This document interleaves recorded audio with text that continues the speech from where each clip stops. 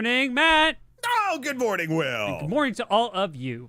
Welcome to Games for Breakfast, the only internet talk show. We talk about this week's gaming and tech news, but that also has been on for 2 whole weeks. It's the only one. I'm pretty sure I checked the entire internet, and this is the only show that wasn't on for 2 weeks. So apologies / you're welcome, but welcome back. It's the only show that hasn't been on long enough that I almost forgot what the opening was, and I've been doing the opening every week for like years now. It's funny, we were on our summer break over at EC Studios, and it is interesting how quickly we forget every process that we do. Our brains just dump it, and I try to basically replace that information with either materia stats and combos, because I'm starting up Final Fantasy VII Rebirth again, or the best ways to kill those new fancy purple Night Lords that everyone's talking about over in Night Rain. Everything else, gone. I got nothing. That's fair. Which is good that we have a great show today to catch up on all of the news that I have been ignoring.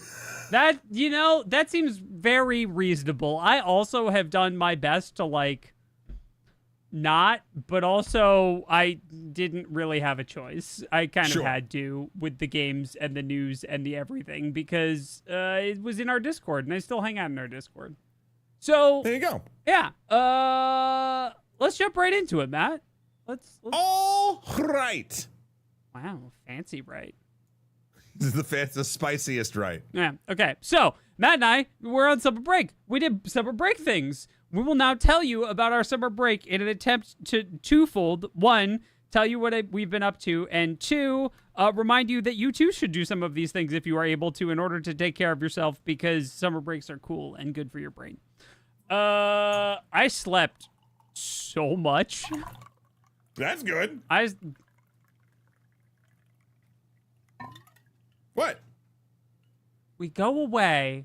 You think you know a guy. It's so hot out. I made think cold you brew know over a guy. the weekend, And I then had it he ready for the moved show. from the French press to iced coffee? It is whoa, that is strong as hell. It is cold brew, I'll have you know. It's been seeping for 48 hours. My eyelids just shot so far into the back of my skull that I have a headache now. Yeah, listen. And no, it's good. It's a little tumbler. It's nice. Okay. Betrayal. Okay, everyone. How many people in chat right now use a French press when they watch this show, huh? I've been doing this for so long. How many? Honest Brads and Janets only. You know, these are real great questions. Why don't you tell people what you were getting up to while you're doing that? Oh, well, first and foremost, I was on so many podcasts, Will. It was kind of ridiculous. One that our friend of the show, Patrick Willems, got me involved in was with a film podcast called Screen Drafts. Now, I don't follow sports, but what Screen Drafts does is basically takes genres of films, and then 2 people come on their show, the hosts, Clay and Ryan, and they basically are the commission, and then the drafters have to draft movies into 7 spots. I believe you basically go back and forth, or I think person 1 gets 7, 6, 4, and 2 or something like that. And I forget how it goes, but it's all regulated like a sports team would be. And me and Patrick were on the episode for action comedies. Right. Okay. So which pick of yours was Gymkhana? None of them were, because at the end of the day, that's not the case. I don't want to ruin what my top pick was.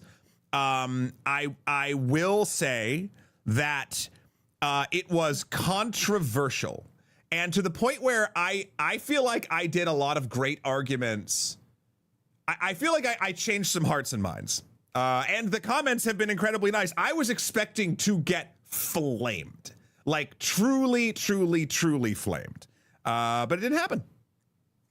So I was on that one. I was also on Overly Sarcastic's bonus podcast where me and Jay talked about nostalgia games, which was very, very fun. I think that was just an extra one that they did. I will mention, I brought up my nostalgia game that I've been playing lately is the point and click adventure Full Throttle.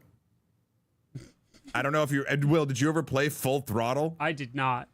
Did anyone in chat play Full Throttle? With the kick-ass soundtrack by the Gone Jackals called Bone to Pick. No? No one? Anyone? Wait, we have a couple. There we go. RC has me. Yeah. All right. Anyway, so I did that. And on the Topan side of things, we were talking about this before. Jamie and I did a podcast on Jurassic World Rebirth. I know Rob, extra history writer extraordinaire, loved it. I did not like it. I am more angry at this one than disappointed in the rest of the Jurassic World franchises, because I feel like the other three films, like, you kind of knew what you were getting into and you're just sort of like, whatever, yeah, what. This one, I guarantee that my top of the line review of Jurassic World Rebirth is as follows. It would have cost them zero money to take what they had on screen and make it into something truly, like, timeless and legendary. And they just chose not to. It is truly a dialogue and scripting problem, and the fact they basically mashed two drafts together and tried to get a movie out for a summer 2025 release. It is nightmarish how much you don't care about a single character in that movie, even though there's time and, like, breath left in the edit for, like, if the dialogue would have supported it. It's not the actors' faults either. Like, they're trying to do as best they can with nothing. I am so angry that it would have taken no money to make that movie better, and they just didn't.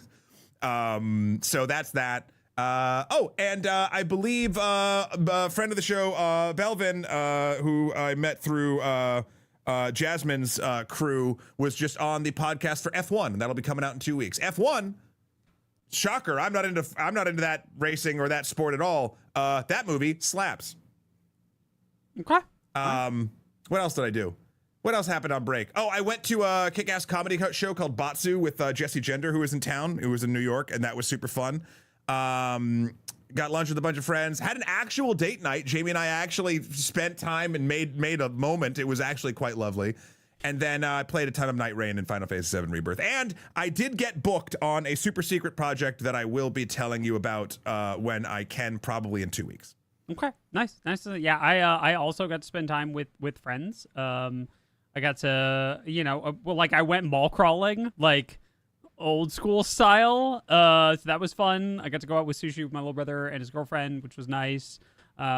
Sleep. Played a lot of Magic.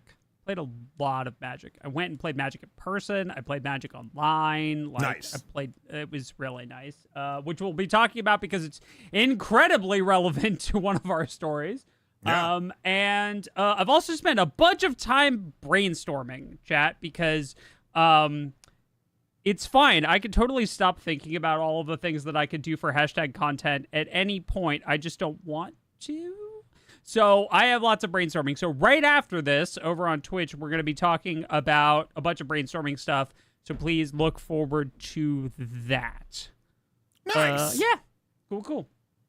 Coming up this week, also, I'm giving all of you plenty of warning. On Wednesday, over on the Twitch channel, I will be playing a little game that lots of people are very normal about,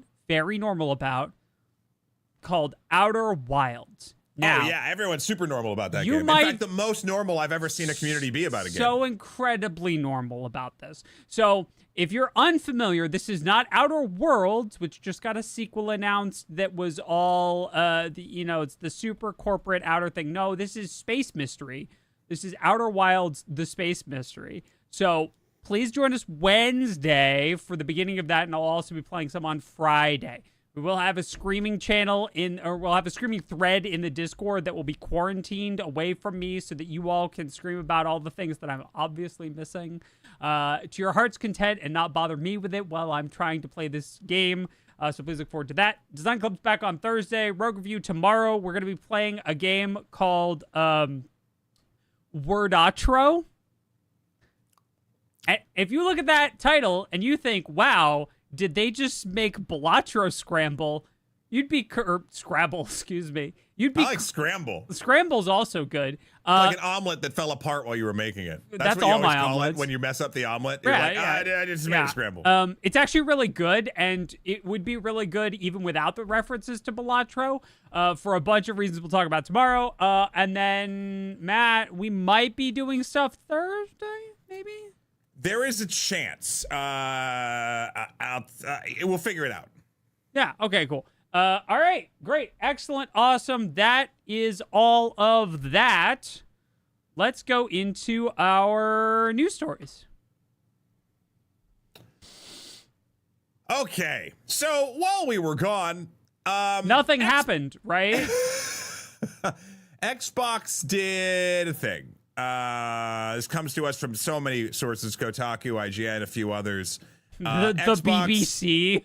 Xbox has done a massive layoff campaign, including multiple game cancellations, totaling around 9,100 people. Yeah, this is a large story. I've tried to keep up with it, or catch up with it, I should say. I was not keeping up with it actively as it was going, as I was burying my head blissfully in the sand. The top line for me is corpo speak, still corpo speak. The whole thing feels very clinical and weird, and like this is the 19,000th time this has happened, because it is. It does really suck that there are not only jobs lost, of course, but then also like people's projects and dream things that they're working on just shuttered. Many games have also been sort of canned on the route of this. The Perfect Dark remake, the unannounced ZeniMax Online MMO. They gave ZeniMax the job of making a new first-person shooter MMO to compete with Destiny and to take over for Anthem. More on Anthem later. And that's been canned. Romero Games had to do, like, okay, so, and I want to be clear, I want to clarify something because chat's on this. Yes, it was a Microsoft-wide 9,100 jobs lost. A lot of those were in Xbox, and then I don't believe included in the 9,100 are the trickle-down layoffs. So, for instance, Romero Games had to lay off a bunch of people because their project got canceled, and I don't believe that those are contained in the original figure when we're talking about layoffs. Because like those are just Microsoft employees, not follow-on layoffs to projects being canceled at other studios that worked with Microsoft, I believe. Yeah, no, I believe that's accurate, because you have product managers and things that are going on there, and then once that product manager is gone and they close that division or whatever, then they're not going to be funding, most likely, unless a sweetheart deal or something's been carved out, yada, yada, yada. And in my opinion, in my completely uneducated opinion, this is obviously it has to do with a lot of different factors. Yeah. It has to do with still culling the post-COVID hiring bloat that companies just decided to do because they thought the infinite money faucet would go forever, or they knew it wouldn't and just didn't care. It also has to do with the merger into Activision Blizzard King. This large-scale layoffs tend to happen a lot of times because when you merge, a lot of jobs become redundant, even though if you're running everything that you merged into at like current functioning capacity, that shouldn't happen. But we're always trying to, people are always trying to minimize costs of things. And, you know, I understand that is important in certain ways, but in others, it's just, I believe right before this, Microsoft and Xbox in particular was touting like how good everything is going. Can't be going that good. I mean, I guess they didn't specify who it was going good for. Well, BBC has an idea on that, which is that BBC, and I'm inclined to believe them on this, is that it's going real good for Microsoft's AI division. Woo. Is any AI division doing well? Like, I understand, and again, I'm not an economist. My portfolio is laughable, but this is the most 5-year-old brain thing I'll say, hopefully all day. But like, money's made up. The stock market is a thing based on that fiction that we all believe in order for society to work. Great. Has any AI company, not just counting the stock market, like, has it been profitable? Like, people are making more numbers in the stock market, which can be cashed out for money depending on how you're actually doing it. But like, none of the power consumption and the willingness of individuals to pay to use this stuff doesn't match up. There's a reason why every service you use is pushing free AI nonsense on you. They think it's going to be like streaming. They think if they give you a real sweet deal in the beginning and you start using it and integrating into your day-to-day life, that eventually they'll be able to start upping a price or jacking it up or making it a service you pay for because it's so ingrained in how you move about the world that you can't live without it. The problem is it doesn't seem like anyone wants it. Like, this is not me rallying against AI in general or to use it as tools in various vocations and things like that. Sure. This is like, hey, you want me to surmise this email for you? Or like Gemini popping up. What is even Microsoft's AI called? I don't know. I've turned it off. I think it's also Copilot, like the thing JJ was talking about, right? There are two different Copilots. One of them is the really cool accessibility tool that lets two people use two controllers as one controller, and the other one is their god-awful AI thing that I've ripped out of all of my computers by forcing it Copilot. to not run. Yeah. I saw something that was also recently. Yes, BioOutbreak is completely correct. Disney also super doesn't want this, and we'll talk more about that when it develops into something that's worth talking about. Yeah. But Disney is in the process of suing a large amount of AI developers and companies because they're like, hey, so you made this thing, and this thing remade our movie, and we care about our copyrights. Yeah. Like a lot. Like Disney cares an inordinate amount. Disney cares, what I would argue most of the time, is too much. Sure. And now we're going to let them fight. Fight for my amusement. Goldie actually brings up what I was trying to say, but much more saliently. The hardware sales and video are profitable to clients using OpenAI's API are temporarily making money by firing people. OpenAI is a big burning money pit that will literally never make a profit. Yeah. No, that's correct. That's absolutely correct. There is no model, right? Because it feels like a get rich quick scheme. Like it feels like this is my question, and I know we're talking about the Microsoft layoffs, but this sort of pulled us into this. Is every company that is actively pushing the AI grift right now just gambling on the fact that they'll be the one to get out first? Pause. Hold on. Pause. Rewind 2 years. Replace the word AI in what Matt just said with NFTs, and then pause and rewind 2 years and replace everything. Replace NFTs and the thing that Matt just said with cryptocurrency. And the answer for all of them is yes. They're all the same thing. They're all the same thing. The difference, though, so I think structurally and the way the grift will eventually make people rich and poor, yes, but we did not see with either crypto or NFTs, at least crypto may be creeping up now, but like large scale companies redoing their entire business model. Like Microsoft didn't just make everything NFTs. Sure. Do you know what I mean? Yeah. Like structurally, you're absolutely correct. The idea, like the buzzword trend. But I think that's because even though people did try, you can't really sell a subscription service for NFTs. And you could, my apes, Matt. My ape of the month club. Yeah. Yeah. Yeah, and also Ryan brings up a good point. This is also being heralded as like the next big thing.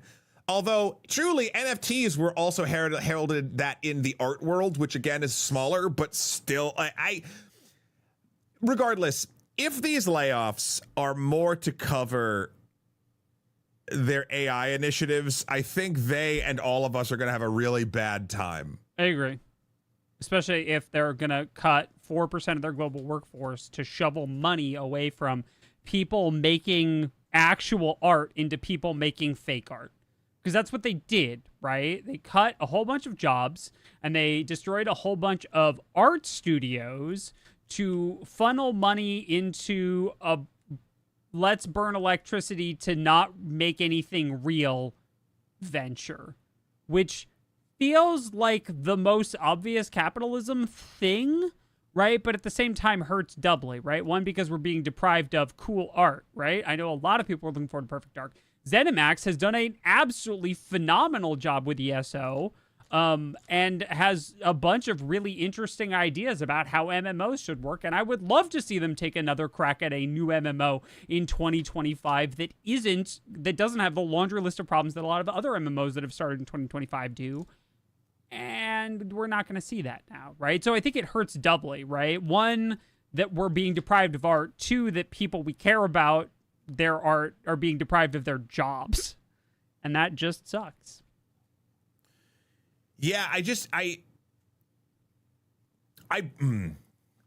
look, there's a possibility we're wrong and this is all going in according to plan that'll be helpful and blah, blah, blah, blah. Sure. But like, remember when you're young and you thought, you just assumed, at least for the most part, that even if your parents or adults in your general vicinity didn't have it figured out, that like, there was a structure of people that were responsible that had it figured out, and like they're like, oh, this function, like I've been taught that this functions to function, and that's why it's here. And smarter people than myself or my parents will be making sure this all happens.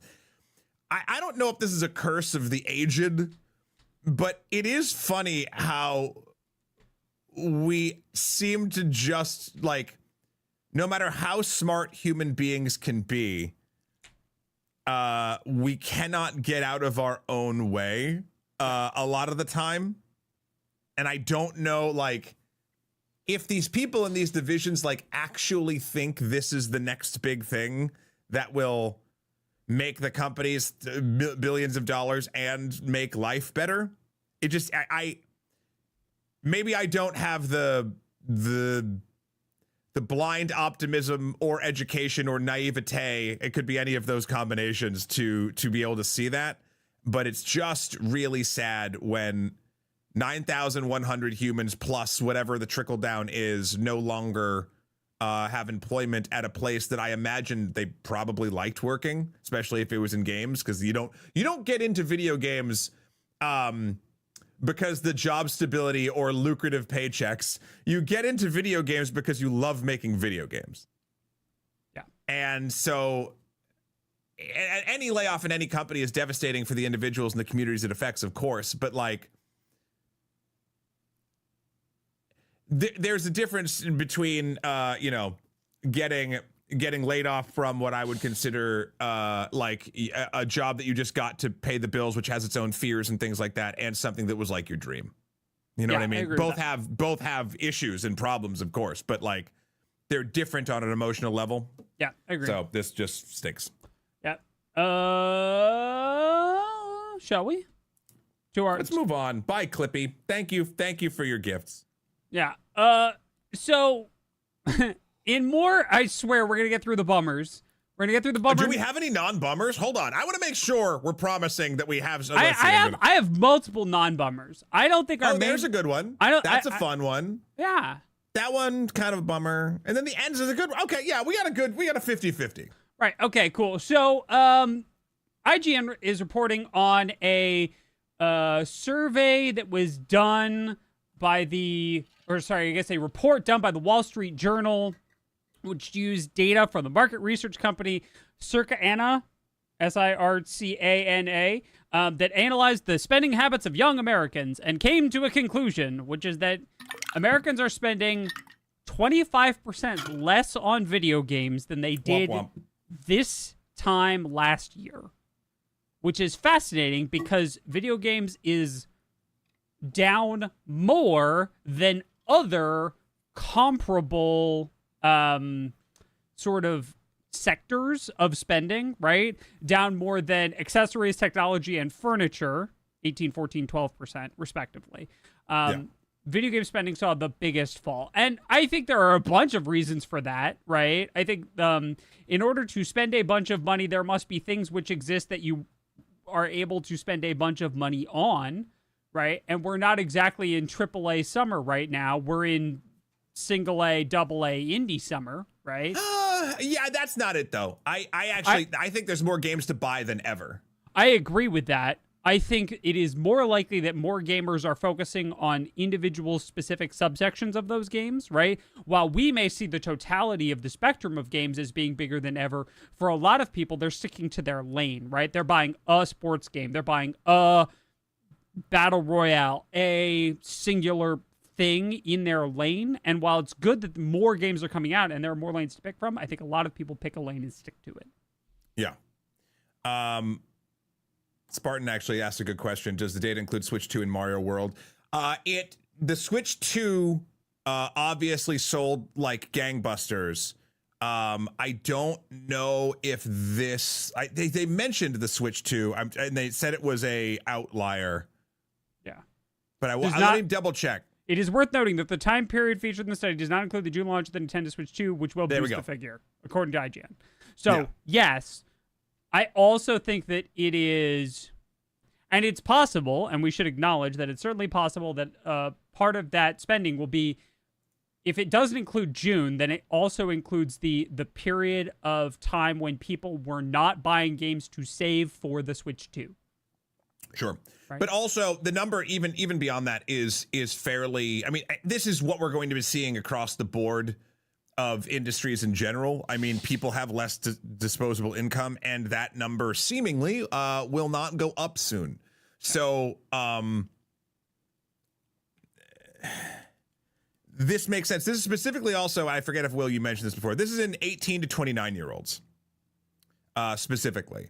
And what that says to me, honestly, is that the job market and the ability for younger people to get a lucrative enough job to have more disposable income for honestly more hobbies and things like that just isn't there. People are also, student loan forgiveness has either wrapped up or is wrapping up soon, and or deferment, I should say. It was not forgiven, and it seems as though a lot of expensive degrees and things like that are not landing people in the jobs that in previous years would have been there waiting for people who are fresh out of college. So I think young people in that age bracket are saddled with a ton of debt and not a lot of great job prospects, and are getting screwed by generations before them.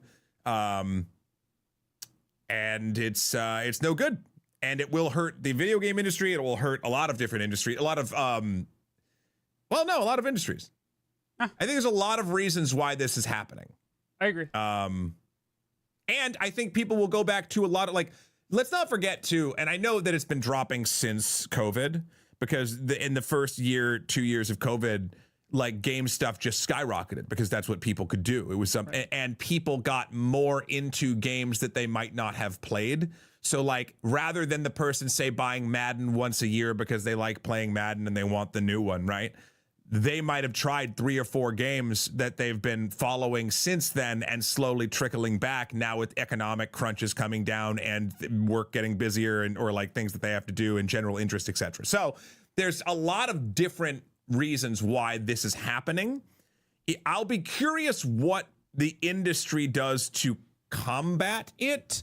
I don't think there'll be much other than, I mean, the Switch 2 is a huge thing. And as IGN brings up, Grand Theft Auto 6 will bust this wide open, because that will bring back a swath of people that don't actively play games as well as all of them that do. Yeah.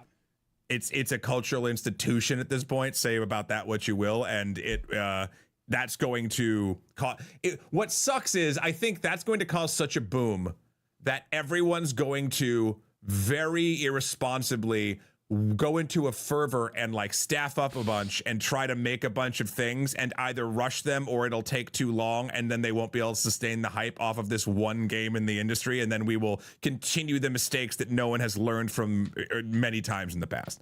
Like, I feel like it's going to lead to a frenzy of hires and layoffs in a weird way. And again, that is not Grand Theft Auto 6's fault. That is the human race's fault. Yeah. I agree. Will, have you, obviously, Will, we fall into that lucrative 18 to 29-year-old demographic. I just eked into 18. So, and I know you're like 22, 23. I'm the older one here. Yeah, that's it. Totally. I think we obviously do this weirdly for a living, so right. I don't think mine has changed. Everyone in Brad and Janet, have your spending habit, have you noticed in the last since the beginning of 2025, let's just not even go too crazy. Have you noticed that your because you want to, because you have to, your spending has changed when it comes to video games? Specifically, if you are in, again, Will and I's demographic of 18 to 29. Yeah, I don't think it's changed for me, but again, I get the big, like, there are a couple of things, right? One, I don't have a lot of extravagant external spending, and two, the mentality around buying things to play on stream is very different than the mentality of buying things just to play them myself, right? So, like, I wouldn't have gotten a Switch 2 if it was just for me. Because I think the last time I played Switch 2 was when I played it with my parents. I didn't play literally at all. Really? It's not hooked up. It's in a case. It missed me pretty hard. Not because I think it's bad, but because I don't care enough about Mario Kart. Jamie and I have been devouring it. Jamie actually has fallen in love with Mario Sure. Kart, so now it's really helpful to have Mario Kart's a great thing when you have someone in your household that's like, let's go. Like, at some point that door will open, and today while I'm working, she'd be like, yeah, but like, what if knockout though? Sure. Like, and did I tell you? Okay, can I split into a bit of a happy story? Sure. I forget if I mentioned this on the show, but we'll play Knockout, and I've only gotten first in Knockout like once online. An online Knockout, for those of you not familiar in Mario Kart world, it's a 24-person online game where every lap you lose 4 people. Like, the last 4 people are knocked out, and you can either go do another one or you can watch the race.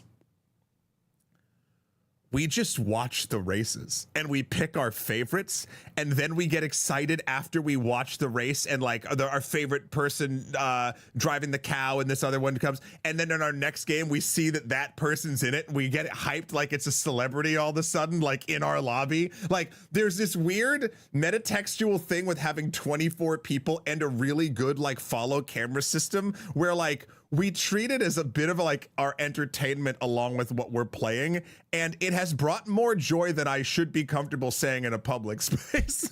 Like, it's really, really engaging. Yeah. And it's not doing anything new. Games have done this forever, but like, I think it's the world and the art design and the way the camera angles work, and like, it's just fun to like scream at a TV at someone in another country playing a video game you just lost with your partner, and like get super hyped when like someone comes from the end and takes the lead. It's great. Sorry, that was a tangent, but it made me smile, so it's a good one. Thought I'd share. Oh, it's a good one. It's a good one. Yeah. It seems like, sorry, just to go back, it seems like spending less on AAA mostly, buying physical more. Yep, some people, his stable jobs haven't changed. Too old for the demo. Yeah, it seems like less purchases. It seems like, I don't know, 60 to 70% feels like it's less. Yeah. I think notably, I didn't see anyone say they were spending more. I think I saw one person say they were spending I missed more. that one. Yeah, right? But still. like, I think the feeling, right? So, and this is another thing, right? The feeling of, am I spending the same amount is generally not accurate. It's like, unless you're actually bookkeeping, right? So like, if I did a little math, I could tell you exactly how much I spent year to date in any given time range, right? Because I have to do the math for taxes. Yeah. And that feeling is generally not accurate. If you feel like you've spent the same, you've probably spent either slightly more or significantly less. You just don't remember it accurately, right? Also, yeah, the backlog thing too. As STFL just sort of stated, like, I will not, I really want to play Death Stranding 2. I'm not going to buy it until I beat Rebirth. Rebirth, Final Fantasy VII Rebirth has been sitting on my PlayStation. I will not do it. Like, I will buy it and play it eventually, but I think I'm falling into that as a money saving / money deferring thing if it's not directly for work. Yeah, because I have a wedding to plan, and I don't know if you know this. Weddings are expensive. I have so many feelings, which I will save for another time. It is okay. Yeah. It is okay. Yeah. Matt, are you ready to talk about expensive things? Yes, I believe I've transitioned us into Thank you. All right, let's talk about Magic. Side note, real quick, I made this graphic. Nemfry, I believe, is the artist. I found this online of the Revenant with the giant bonk hammer, and I fell in love with it. So I wanted to give full credit that I put the magic cards that were banned in the graphic. Yeah. But I just love this little drawing that they did. I just absolutely love it. Yeah. Okay, so it has been no secret that Magic Standard. So okay, let's do a brief thing. Way back when Richard Garfield invented Magic, we're going way back. Yeah, right. Okay, he invented the game without the idea that there would be enough cards for people to play with the maximum copies of a card in a deck. In fact, there was originally no 4-up rule. And eventually, rules got made that sort of began taking cards out of the pool that were too good, right? We had the original Power 9 and all that stuff. And so eventually, Magic divided into Type 1 and Type 2. Type 1 was like everything, and Type 2 is the past 2 years, what we now call Standard. This is the standard way that Magic's worked forever, is there's a rotating window of this is what the current format is, and that keeps it from getting super overpowered or super stale. And as cards rotate out of Standard, they rotate into other formats, and so you can keep using your cards. Recently, Wizards went from a 2-year Standard to a 3-year Standard for what I will summarize here as reasons. Some good, some questionable, but reasons. They had reasons for this. And then problems, because it turns out that when you have 50% more cards in the pool, more people find more ways to break the format over your knee. And so Standard has been in a really unhealthy place for what could be argued a long while.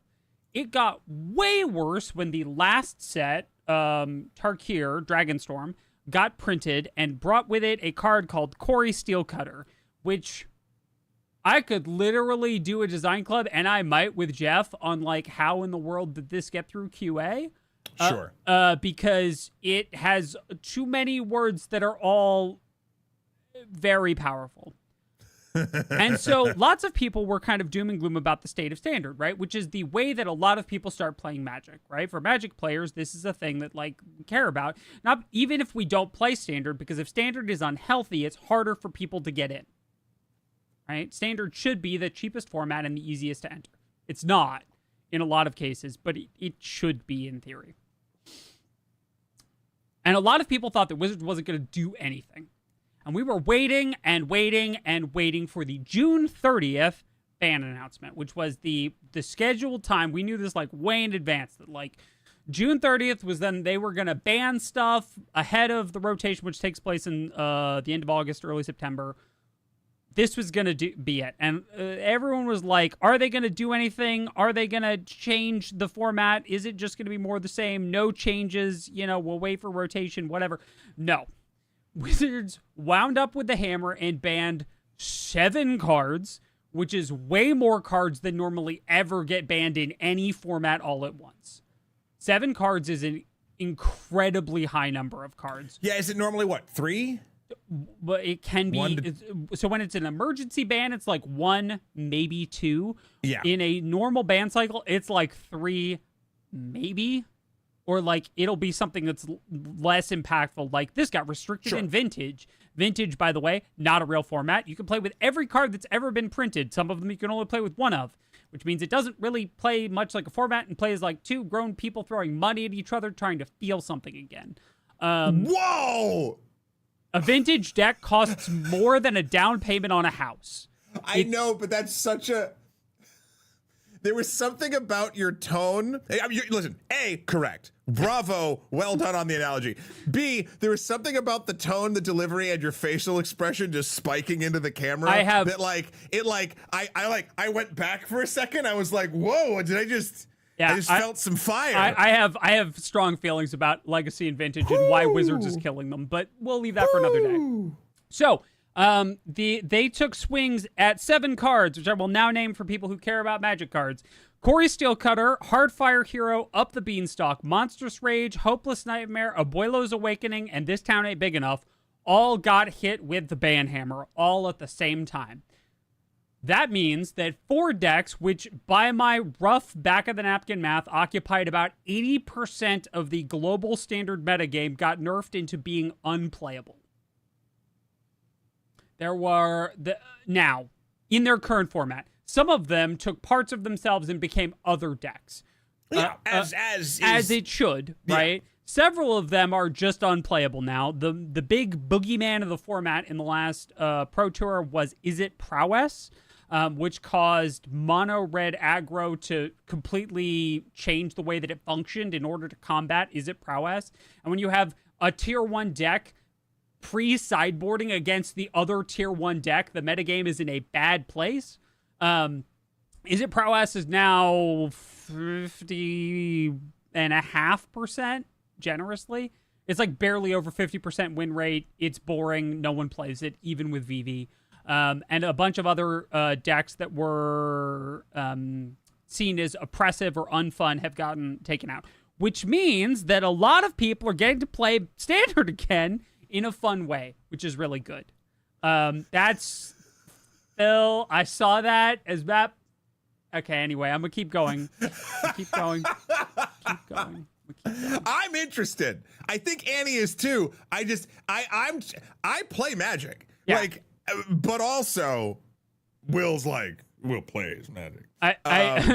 Yeah, I've been playing a lot of Magic. Basically, what they did was they took a format and a game that was unfun and very one-dimensional and have made it multi-dimensional and fun again by banning 7 cards. And it's fascinating. I pay for a subscription to a service that gives me access to the complex metagame statistics for Magic Arena, which is one of the primary places that people play Standard. And the metagame snapshot beforehand and after is night and day different. It has been fascinating to see the change in the Magic community. Magic community was not happy. Magic community was very doom and gloom. And now people are like, oh man, I found this random pile of 60 cards that like might work. I guess I'll try it, instead of, oh, this dies to the same 3 things that everything dies to. I guess I won't bother. Can I ask because I play Magic in the micro, right? Like if there's a set that I'm interested in, I grab it, I play it. Sure. And I get in and I get out. I'm a grazer, right?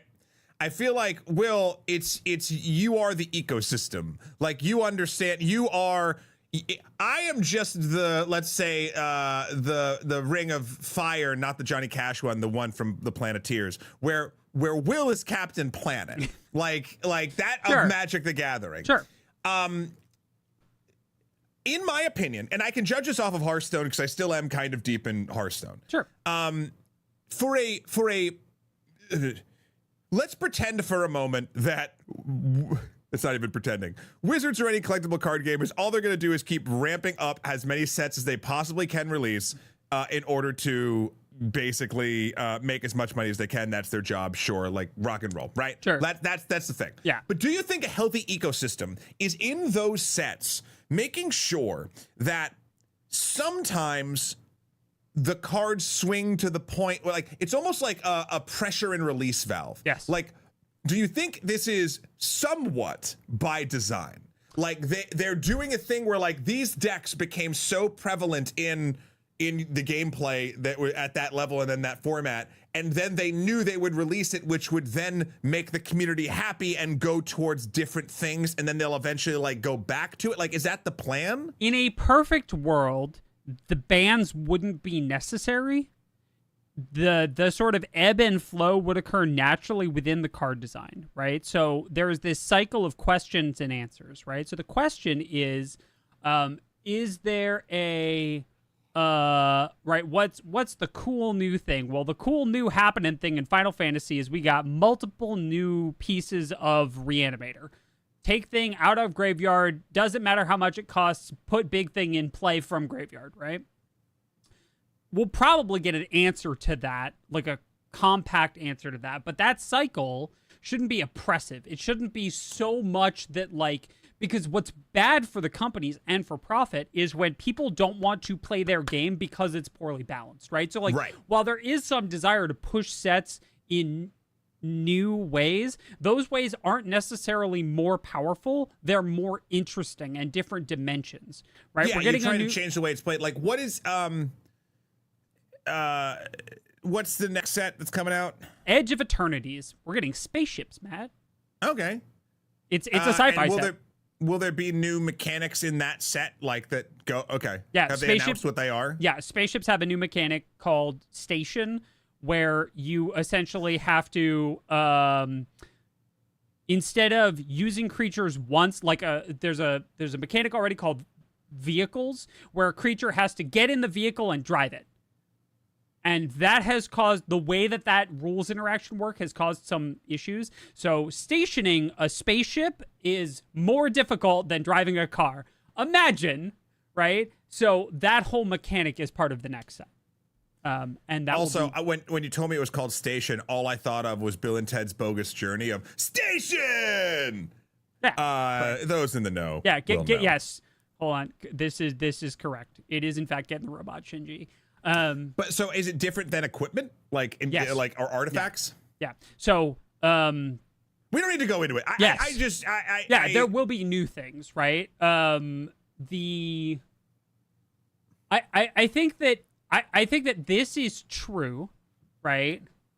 That Magic bans stuff for the same reason anyone bans stuff, to make people buy things. But I think there is a vested interest in player trust and in faith in the stability of the format, right? Of the game, right? Because one of the things that makes people not want to buy in is if the reputation that the game has is for printing janky, broken, overpowered stuff that just gets banned immediately. That's a big feel bad for everyone involved. It feels bad for the designers. It feels bad for the players. It feels bad for people who are looking at the game from the outside thinking about getting in. Yeah. So my hope is that this is the last time we need to do this, but and the very interesting take that they did here, right? They probably could have gotten away with 3 of these. Sure, but they went 7. Correct. Corey Steelcutter, Up the Beanstalk, and Monstrous Rage were the big 3 that everyone was asking to be banned. But the other ones all are specific answers to the next potential problem. So those 3 are all hideously, design-wise, absolutely broken. The remaining 4 are preemptively banning against what will now become a problem. And to Barry's point, like, it's to sell more packs, sure, but I think it's also in it, like, I think there's different ways that collectible card game companies sell more packs. Some of them are more nefarious than others. Yes. I think this ebb and flow is not one of the nefarious ones. It's one way you sell more packs is to have a healthy and ever-changing ecosystem in your card game. Otherwise, why would you buy more packs? Like that's just the game continuing, right? Also to that point, right? Yeah. I think an important note is that of these cards, of these 7 cards, only 2 of them are rare. The others are common or uncommon. Hopeless Nightmares are common. This Town, Monstrous Rage, Up the Beanstalk, and Heartfire are all uncommon. The only 2 rares are Abuelos and Corey. But commons have a tendency, again, I'm leaning more on Hearthstone at this point. Commons have a tendency of being able to exacerbate the problems of legendaries, right? Like there's an interaction or something where you're like, oh yeah. Well, their ubiquity becomes part of their strength, right? Yeah. Like every deck, like they tend to be less narrow, right? Rares, the more powerful things get, and this is true in a lot of things. You can see this in ARPGs too. Uniques are narrow and powerful, but they're very narrow. If you want to do exactly the thing the unique is offering you, that's great. But most of the time, what you want is just a piece with nice stats, right? Yeah. And a lot of these are just the piece with nice stats. Monstrous Rage was a problem in general because it went in every red deck. Magic players only are interested in one thing, and it's disgusting. Stats! Right, correct, yeah. Well, look, side note, this went by and I wanted to make sure it didn't. I did not see this bio. It makes me very angry to hear about it, and I will look at it later and seethe. I think that look, I think this is good. I love Magic. I wish I played it more. I like it when I hear sort of things that make the Magic community happy. Yeah, I don't know. I think this seems like a thing that made more people happy than mad, and therefore, because I don't fully understand it, I'm all for it. Yeah, absolutely. Okay, I'm gonna say that we've got time to do one more story, and then we're gonna do our traditional mid-show ad break, and then we'll move on to our main stories.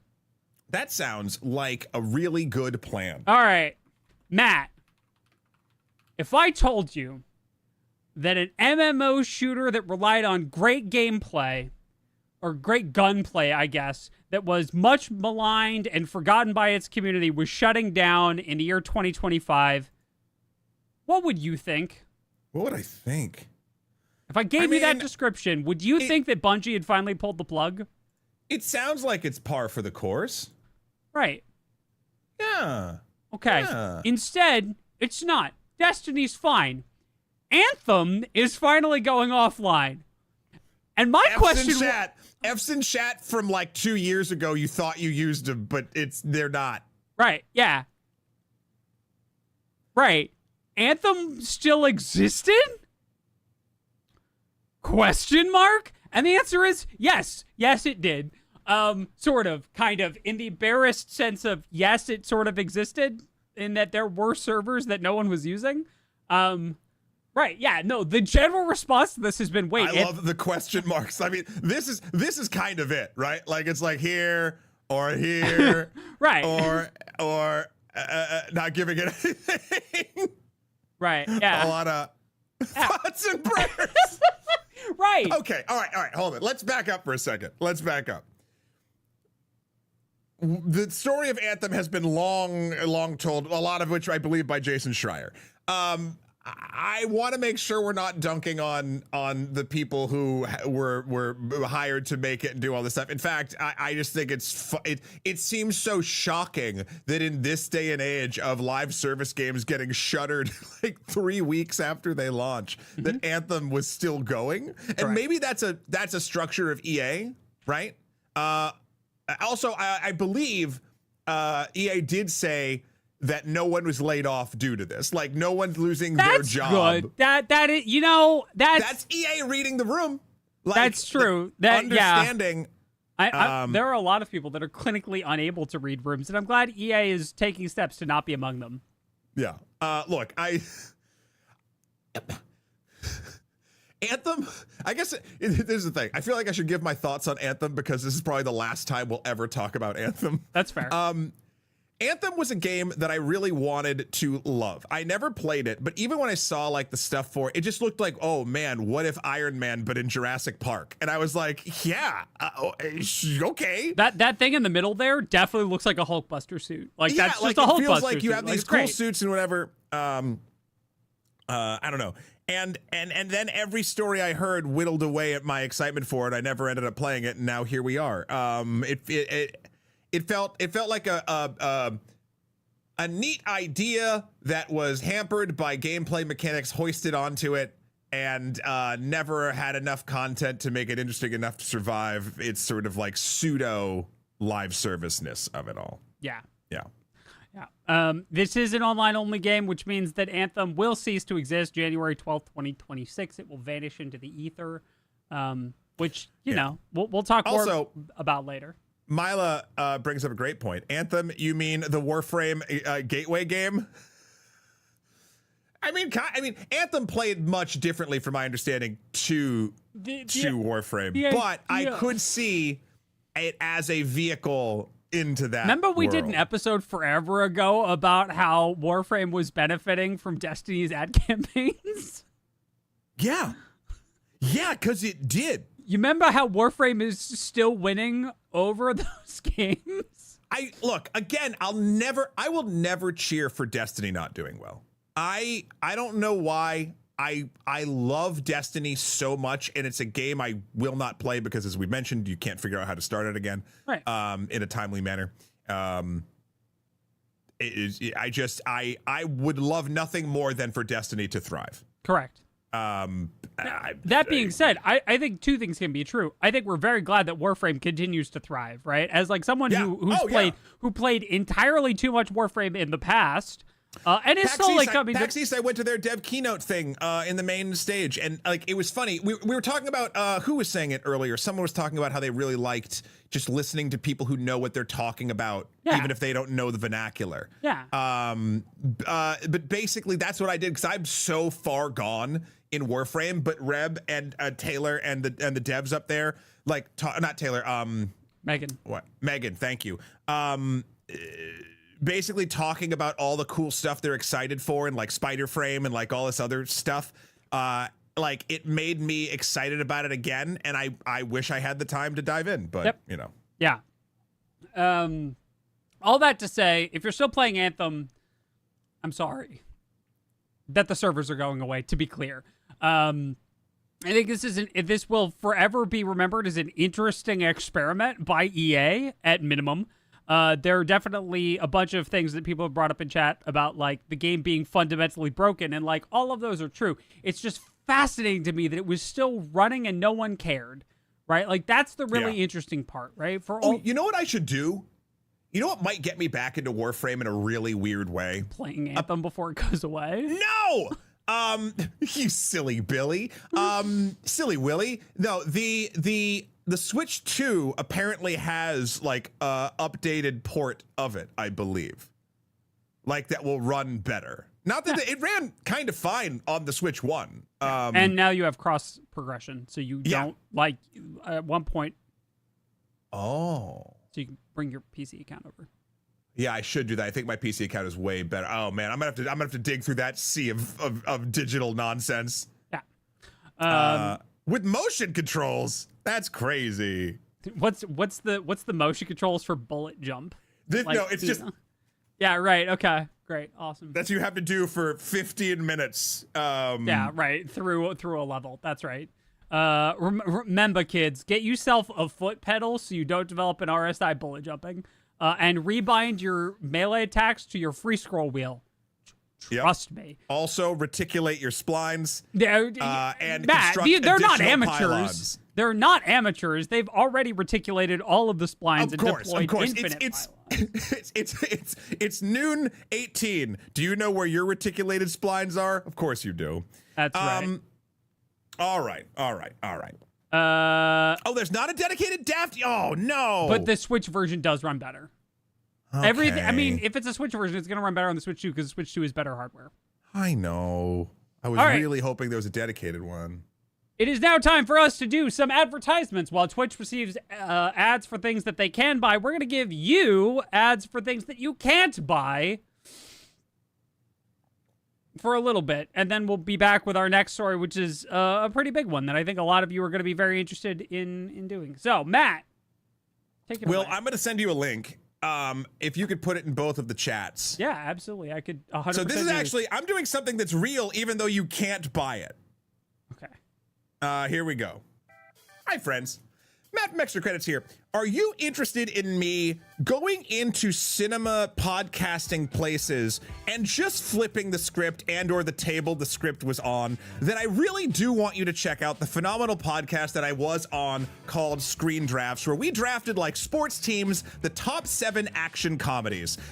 Basically, myself and Patrick Willems of YouTube fame and Nebula fame and Night of the Coconut fame went back and forth, head to head, trying to figure out what the best action comedy was of all time. I got to get to the number 1 spot, and what I picked will break your brain, but you'll also be like, yeah. So please check that out. I'm super, super proud of it. It came out so well. I know I'm continuing without the music, getting a little heartfelt here. It was the most fun I'd had on an audio podcast in so long. And I've been podcasting for 10 plus years. Like, it was just a really great discussion. If you like movies and people nerding out about odd things about them, please check that out. Yeah. Number 1 will shock you. Okay. All right, Will, you ready? Yes. Hi there, everyone. Will from Extra Credits here to remind you of something you have and are probably neglecting. That's right. I'm here to tell you once again about sleep cycles. That's right. It's not merely a way that you can go from point A to point B using a device with 2 wheels and 2 pedals while you sleep. No, it is in fact the rhythm which causes you to rest. Please don't neglect yours. I'm so tired. I'm so tired, y'all. I had to force reset mine after sleeping way too much and way too late during break. I'm very tired. Please take care of your sleep cycle. Please respect it, love it, care for it, nurture it. You know, water it, do whatever, but like don't ignore it. Thanks. Water your sleep cycle. Water your sleep cycle. You heard it here first, folks. Nice.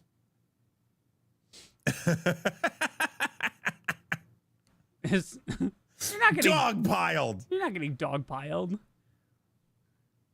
Though, to be fair, Duckington does raise a great point that we haven't done this in forever. We should probably explain that while we are aware that this is not breakfast time for everybody, it is, in fact, breakfast time somewhere and also a state of mind. We encourage That's right. Whatever you're eating, your breakfast. Whatever you're eating right now is breakfast. Yeah. Right. If you're not eating anything right now, then you haven't had breakfast, and you probably should. That's right. Even if it's just a snack. I, for instance, am having Ultra Sunrise Monster for breakfast. What does a sunrise taste like, Will? Orange. Not now. I want to be. I was hoping you'd say freedom, but no. I don't know what that tastes like. I'm an American. Hell yeah, corn nut and peach juice. Woo! Right. Yeah. No. No. This tastes like, I want to be clear, not the fruit, the color. It tastes like the color orange, not the flavor orange. It's 5 o'clock somewhere. Yeah, that's right. I'm worried that this is gonna splash. The ice is gonna splash when I pour it in. Yeah, I like Mystic Manzo having my Dr. Pepper because seeing a doctor regularly is good for your health. Too splashy. Too splashy. If only there were some kind of device that was used to separate different parts of a liquid, like parts that were solid, out from parts that were liquid. It wouldn't have been in a nice little cold tumbler. All I'm hearing is that you should invent a cold, resilient, like a vacuum thermos French press. That's all I'm hearing. I'm hearing excuses, Matt. I feel like that's a $1 billion idea. I cannot tell you. Hey. Oopsie, thank you very much. I love this mug as well. It does have a game face on it, which you can barely see. Go check it out in the extracredits.store if you'd like your own. But this coffee is easily the most like awake I've felt in days. Like cold brew is legit and probably very bad for me right now, but I'm happy. Yeah. All right, chat. Let's talk about. Yeah. Sorry, Rory. First thing I hear is calling me out for not eating breakfast. Sorry. Eat breakfast. You should. It's good. Okay. We're going to talk about a topic now, and I want to be very clear that we're going to take this slow because, God, we've heard so many hot takes over the past 2 weeks. Matt, I'm good. Yeah, right. Yeah, right. Yeah, that's correct. It is. So let's talk about Stop Killing Games. Let's do some groundwork first. We're going to lay out some stuff. We're going to talk about it. We're going to talk about where they're at. Stop Killing Games is a consumer movement, largely but not entirely focused in the EU and the UK, that is seeking to end the practice of publishers, specifically according to them, but in general, the practice of discontinuing service for games that have an online component at the end of their life. For instance, games like The Crew. We've covered the lawsuit against The Crew before. There's a single-player portion to The Crew and a multiplayer portion. It is obviously understandable that the company would no longer maintain the multiplayer servers at some point, but the single-player portion could be done locally, and they instead chose to take the entire thing offline, rendering all copies of The Crew useless. Stop Killing Games aims to make that practice illegal through a consumer movement. And this has gotten a lot of traction and discussion over the past 2 months, I would say, has really been it. It's been talked about slightly more than that in the past. And then it sort of went dormant. And then there was a whole bunch of, and we're not going into this. I want to be so crystal that we're not going into it. I will merely say that it reached prevalence again due to some internet drama. That's all that's relevant to this conversation. There was internet drama, and then it came back up.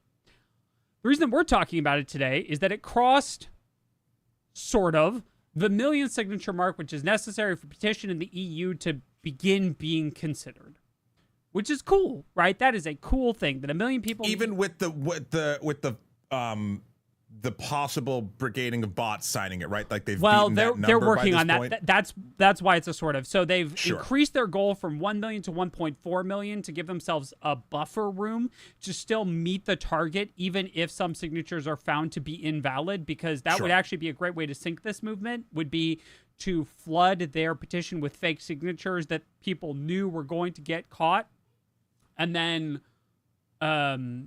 on examination, the petition would fail because of fake signatures and blah, blah, blah, without any, like, tinfoil hatting, right? I don't know that happened, but, like, they are trying to leave themselves a buffer room for signatures to fail to meet scrutiny. Yeah, because, again, this is something that is going to oh, God, I'm going to butcher this. People in the EU, please let me know more. But basically, the petition is not just like a change.org thing. This is an actual thing that can change governance if enough people sign it, then it has to go in front of the people that can make laws. That is correct. So it needs to be like, this is an actual legal procedure that they are attempting to begin to cause consumer protection laws in the EU to render some portion of current industry practices illegal. That is their goal. Mm-hmm. And it's been really interesting to watch this, right? I would say that as an observer, watching a lot of the dialogue, and I want to be so crystal clear about this. The good faith dialogue about the means and methods of this initiative specifically, right? Because that is a very different cry than a lot of the other internet drama that's cropped up that's been about mudslinging or, hot takes or whatever. And we don't want to do any of that because I don't know if you noticed, but like Matt and I refrain, generally speaking, from ultra spicy hot takes because we prefer nuance in our discussions. You can get hot takes elsewhere. Yeah. If you're looking for the spice, that's great.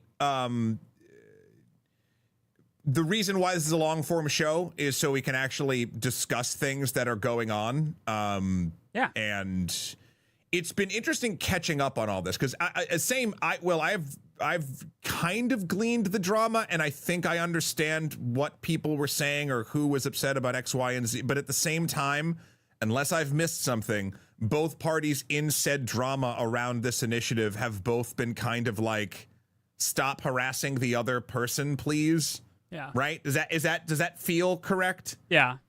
So that's good. And the biggest, maybe I'm jumping ahead. What's the next step in this, Will? So the next step is that they're going to vet all the signatures and then it's going to potentially become some kind of EU law.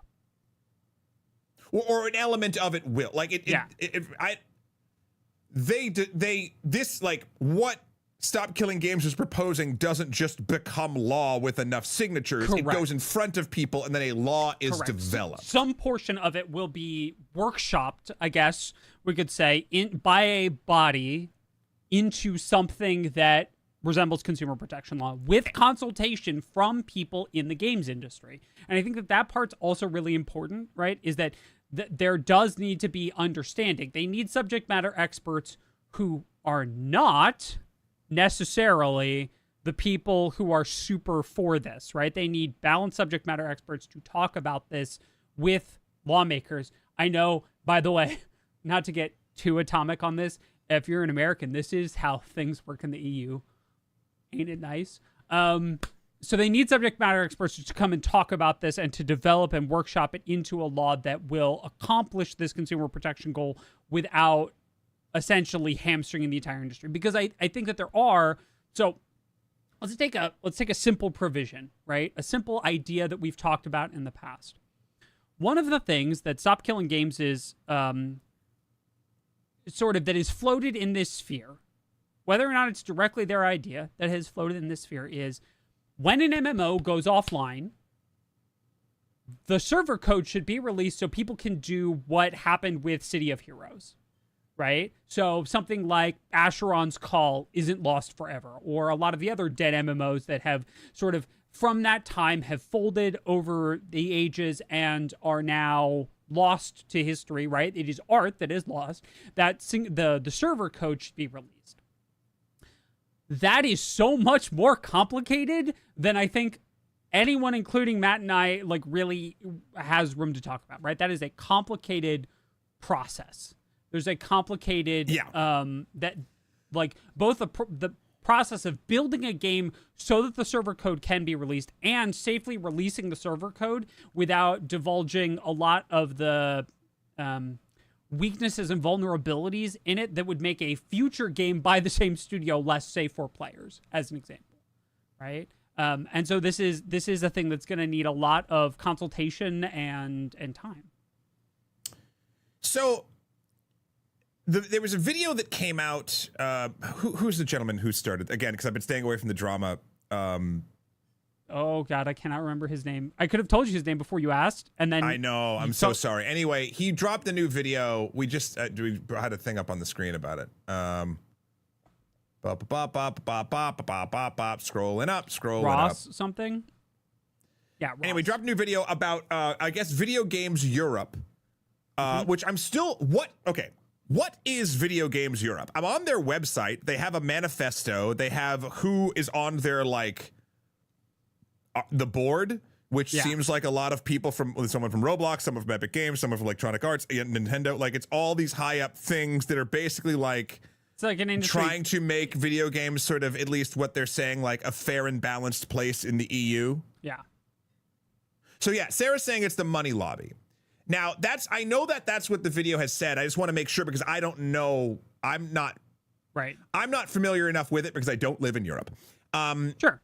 This does seem like down to the little animated kid playing a video game over the EU flag on their website and a thing called Our Manifesto, a graphic with a bunch of 12 different points that they want to do that looks like it's been saved and compressed 9 times because it is not sharp at all. It seems like just based on verbiage that it's the money lobby. Even if I didn't know who was on the board, I would read this and be like, oh, it's video game companies. Video game companies are trying to make it so they can regulate themselves. That seems like what it is. Does that feel... That feels accurate to me. Correct. Ross Scott is behind Stop Killing Games. Yeah.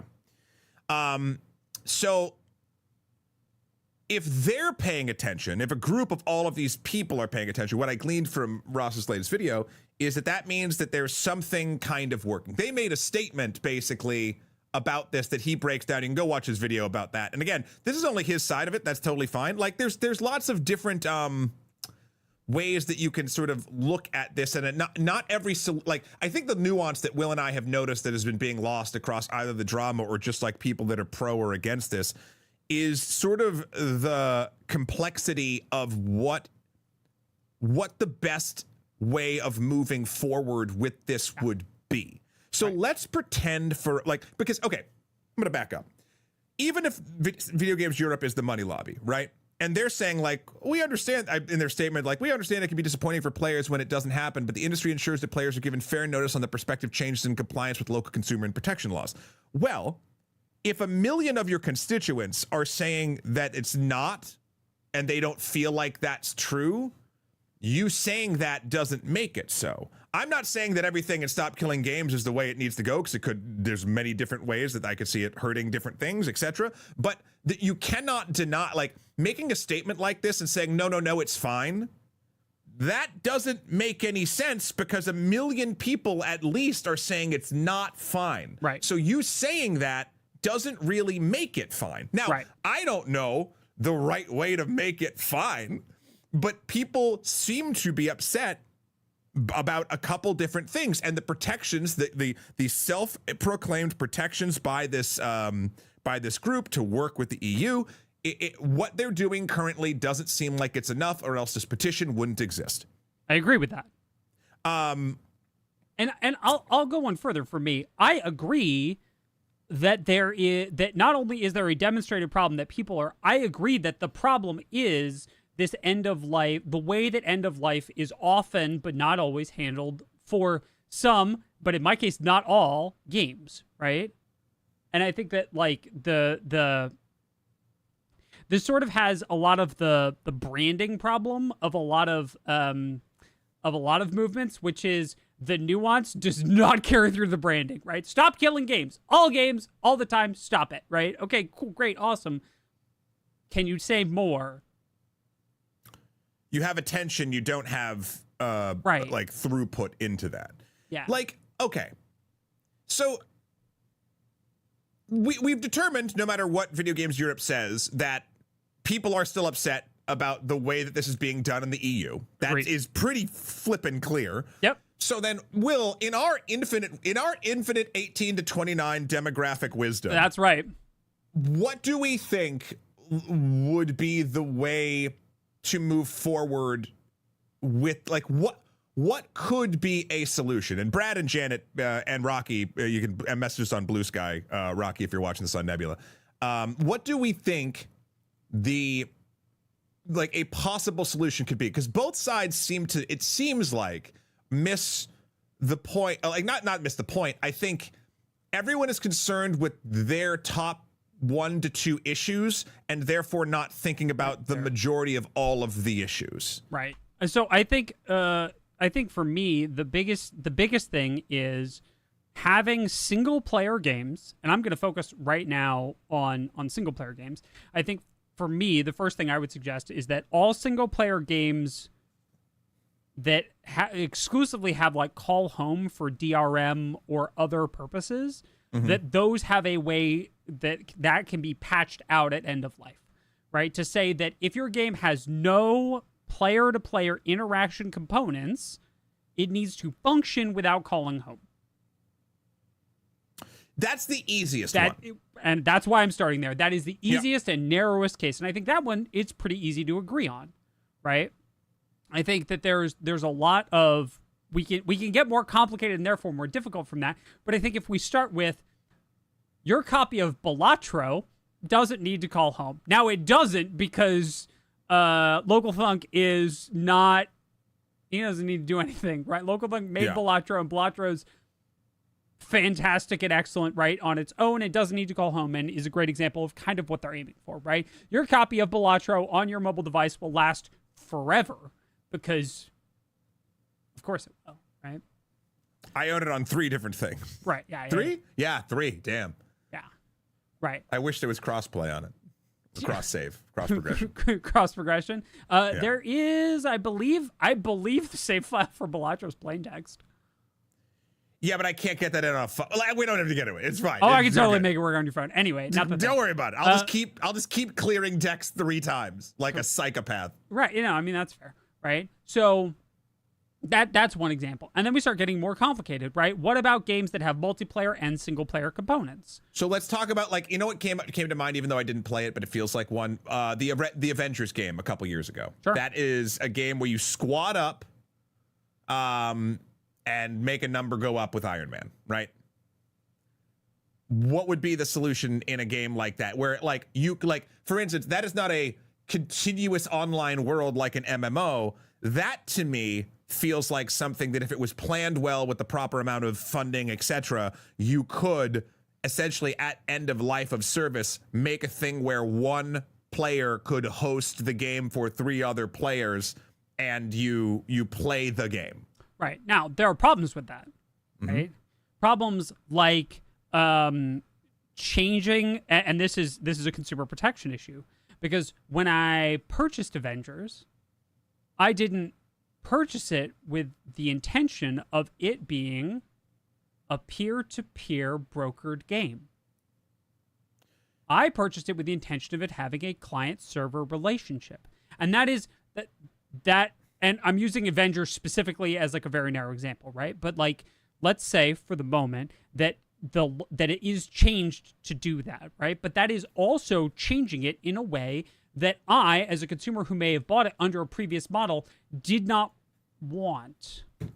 Right. So now we're starting to get into the thorny part, right? Where in order to do this thing where it is made continually accessible, there needs to be some amount of future proofing, right? They can't just say at the end of it, great, we're going to make it peer-to-peer or whatever, right? Like Matt's example of one player hosting for 3 other players. That's a peer-to-peer relationship, right? They need to have that in mind from the beginning, right?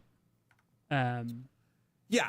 Sorry, I'm very interested in this topic, and I know we only have 20 minutes left. And I was just seeing if I could move my meeting so we could continue yammering about it. So we'll see how that comes back. Yeah. So I think this, and then obviously, just to finish the thought before I get to my major portion of this, obviously things like an MMO or stuff that is more integrated into a full-blown server-side load where people are going into it, that's the hardest of these to maneuver in the demands of what Stop Killing Games wants. Correct. Yes, there are success stories of No More Heroes and things like that, but there are not No More Heroes, City of Heroes. City of Heroes. Wow. Yep. Listen, sometimes my 18-year-old mind just slips, and no amount of cold brew will save it. That is something that I feel like will play into what my proposed solution is. And that is truly it, like we have the rating system, either PEGI or the ESRB in the US, whatever it is, right? What if there was a rating system for what is essentially the type of game you are leasing? Now, the reason why this won't actually happen is because no video game seller in their right mind wants to change the verbiage of you buying a video game to you leasing a video game. Right. But the truth is, they could get out from a lot of problems, and if the bigger games did it first, if Call of Duty basically was like, actually, you don't own this, you're leasing it for the season and whatever, like, people would be like, this is bullshit. Here's $80. Like, that's what would happen. Correct. Right? So just be honest with it. Deal with the vitriol, because you're getting vitriol somewhere else, but have a system in place that says at what level you are leasing this. And for instance, if a single player game that calls home and it's almost like the rating system would be it'd almost be like a tier system in a way. What needs to be is, it can't seem like one of the end of the spectrum is actually negative. It just has to be what it does. So like a rating could be like, single player calls home, guaranteed to work once we stop supporting, or like we'll continue to work locally once we stop supporting it. Right. Like, and then have different levels all the way up to, this game will only work for as long as our servers are up. And then like, it could be like, we promise to let you know 6 months in advance outside of a catastrophic. And here's the other thing. In the EULA, they're going to sign away all this stuff anyway. Yep. But like, it would let people know exactly what they were spending money on. And Game Pass is actually kind of starting this. I don't think when I pay my Netflix bill every month that I own all the movies. It's a different way of thinking. Now, granted, there's a value proposition, which is slowly being shitified, and we can go into that another time. But like, it's a methodology of thinking. And here's the other thing. I do want to own my video games. Yeah. There should be a way to do that. There should be, in this hypothetical ranking system, a thing that also says whether you are owning or leasing. Agreed. Because this is the other thing. And I'm sorry, I'm going to read the chat in a second. But like, the majority, sadly, of people, it would seem, in the streaming economy actually don't care outside of the verbiage of owning their games. If you say, would you rather own your game or lease a game, everyone's going to say own, but the money doesn't follow that.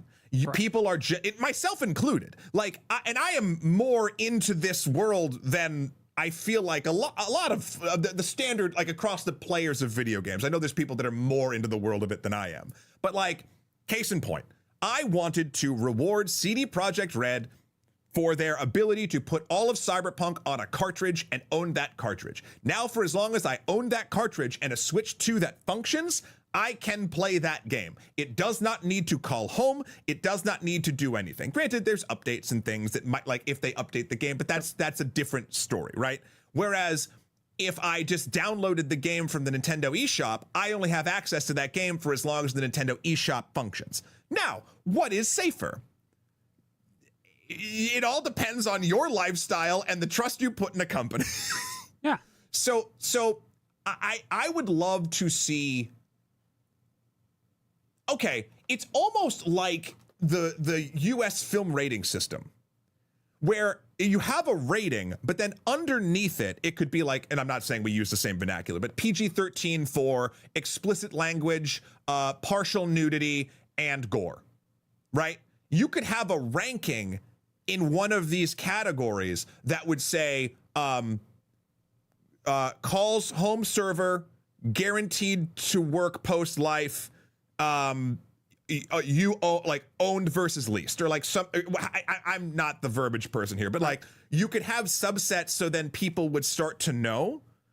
And then it feels like outside of a pure game preservation standpoint, the consumers would be mostly sated. Does that make sense? I think the goal for like a first order goal that is much easier to satisfy than the structural request that they're making is a more transparent industry model for communicating to players what the expectation of that product is. Right? I have no illusions that my cute little Popoto, right? I got it's going away, but this is my Popoto, Bowinger Googwin. I got him on a pin. There's an NFC in this pin, by the way. Very happy about that. Right, is going to exist once Square servers for Final Fantasy 14 go down, and I have no illusions that that will be my entire life. Right, there will be a point in my life when the 14 servers go down, and I will shut it down for the last time, and that'll be the end of it. Right. But that's conveyed to me because it's an MMO, right? So I think that if there were more communication, while people would be unhappy about it, if that communication were transparent, that would solve some of the dissatisfaction, though not, and I'm not saying it will, the fundamental underlying issue, which is a separate structural problem, right? But a good start is, I agree with Matt, communicating more clearly, like, what's on offer. Right. Yeah. The other, like it is. I think that's the only way you get out of this. Yeah. Like honesty through what you are selling. Yep. And again, going back to the amount of signatures that this petition to get in front of the legislature. I'm sorry, I don't know the proper vernacular of the EU. There's a EU legislature. Yeah. That says to me, no matter what Video Games Europe is saying, that people are still unhappy with the self-regulation. So if Video Games Europe was smart, they'd get out ahead of it and be like, oh, okay, looks like we're not quite doing this right. And it's funny, there's probably more corporate reasons why they don't want a system like this, but I think the majority of it, at least, again, from my untrained 18-year-old mind, is that they're afraid to change the vernacular of what people are paying for. They would rather obfuscate that through buying language of the past because that's safe and known. But I think we've seen through purchasing, through how human beings seem to purchase things across the last 5 to 10 years, people make a stink and then they spend money anyway. Correct. So you could get ahead of this. Like, I know they're all listening right now. Every one of them watches this show. Every one of the board members of Video Games Europe tunes in religiously. Also, hello, please listen to that podcast I sent before. But like,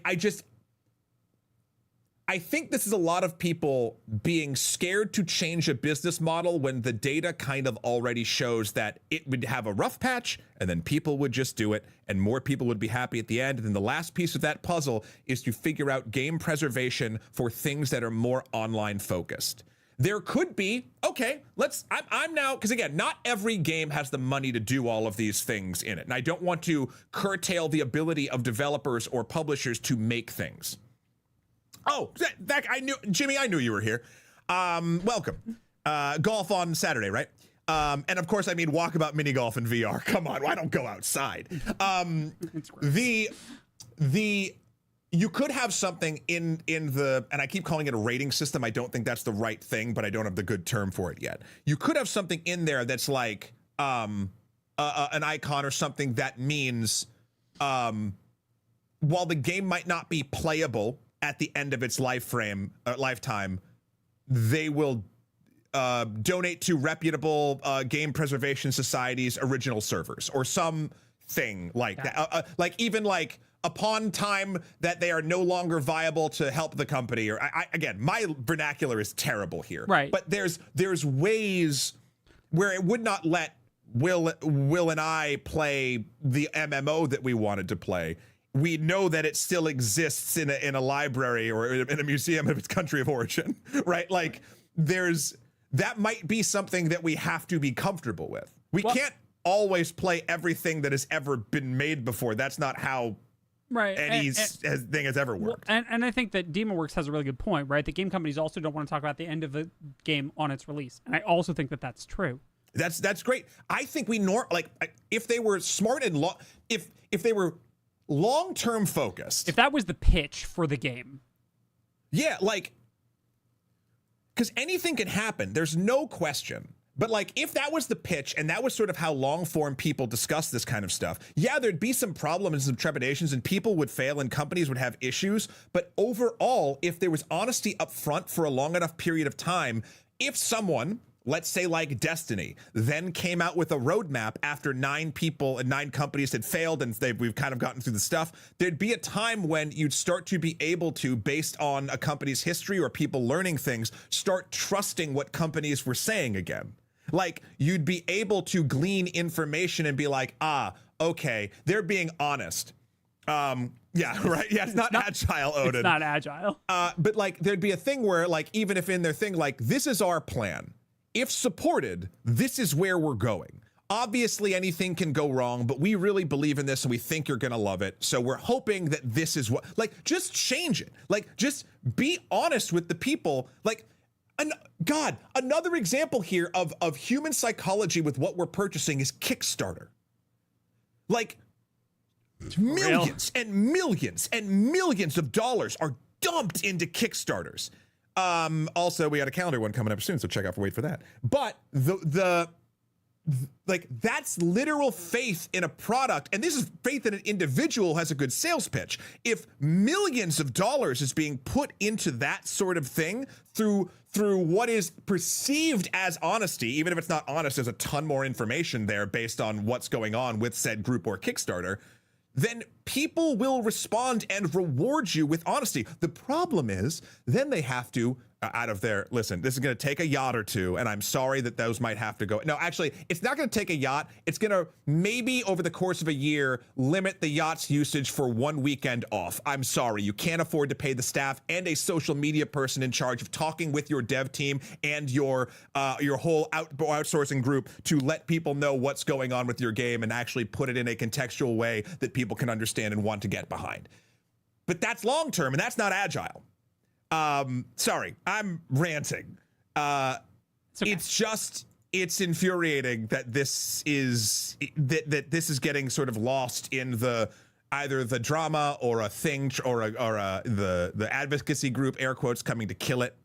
Right, and I think my big problem, right, and I'm okay. I want to be clear. I love the spirit. I love the intention. I have worries about their methodology, about what they're suggesting in the future, right? So let me give you an example.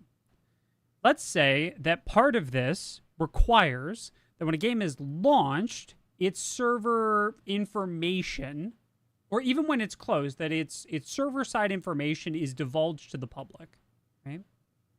That means that game development can't be reused, because if you release server architecture to the public, it is no longer in any way secure, right? Probably.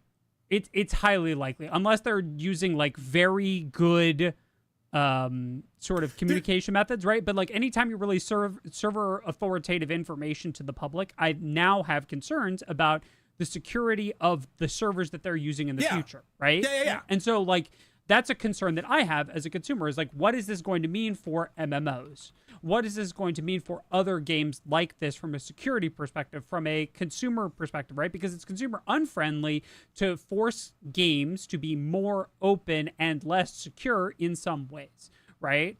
There are companies that I trust more with my information than I do the general public. Imagine that, right?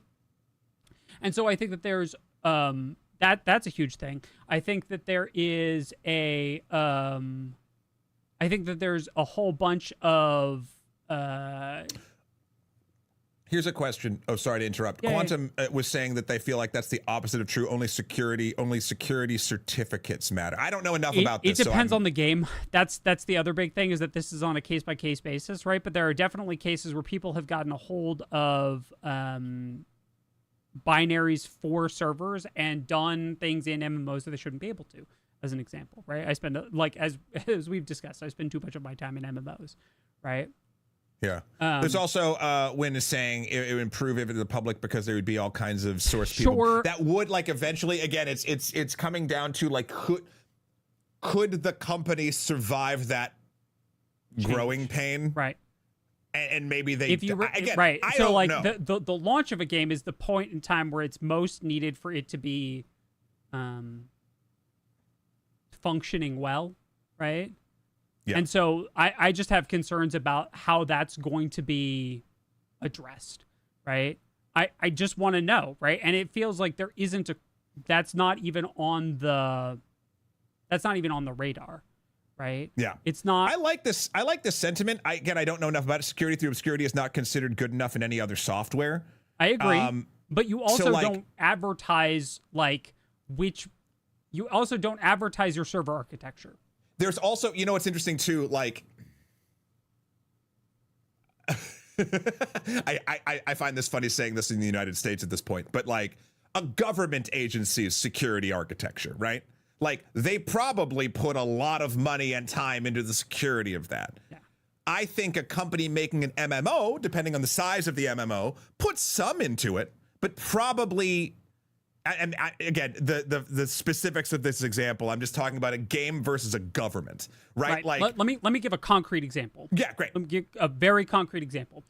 Currently, right now, in Final Fantasy XIV, there have been a series of patches to fix a problem with exposed player data to other players through a blacklist system.